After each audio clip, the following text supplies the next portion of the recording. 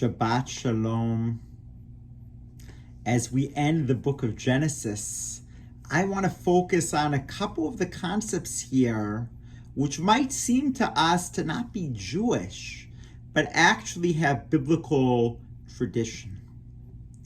One of the concepts is embalming. Both Jacob and Joseph are embalmed, especially Joseph.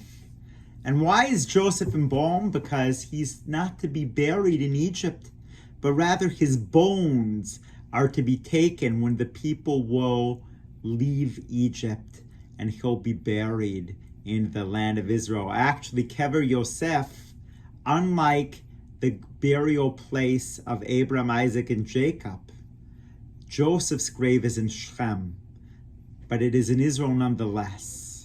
So we have the idea of embalming, as the Egyptians did, but also to preserve the body. And we have the idea of exhuming one's bones from their current resting place to their final resting place hundreds of years later.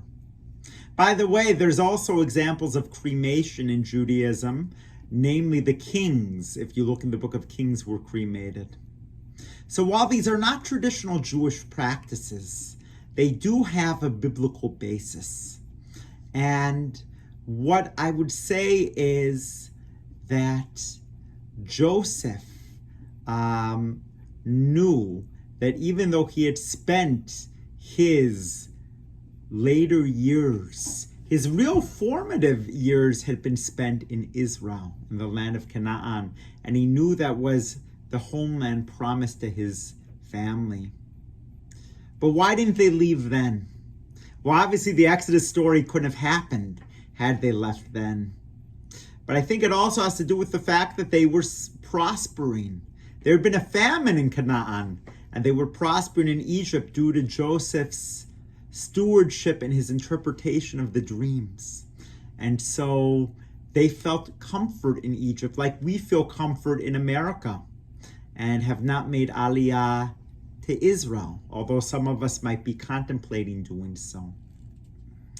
But the bottom line is that certain practices might be questioned by some of us as not being normative in Jewish tradition.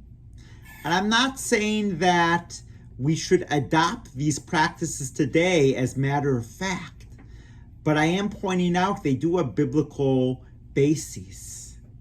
There is the idea that Joseph knows he's going to be embalmed in Egyptian tradition, and that his bones will one day be exhumed out of Egypt, and he'll have a proper burial place in the land of Canaan. So when we grapple with modern practices that don't feel Jewish to us, at times maybe we should look back in the Bible and we might see a basis for these practices. And while we might not choose to engage in them ourselves, at least we can find comfort in the fact that there was biblical precedent. Shabbat Shalom. I wish those going away wonderful holiday breaks, and I wish everyone a successful conclusion to the book of Genesis.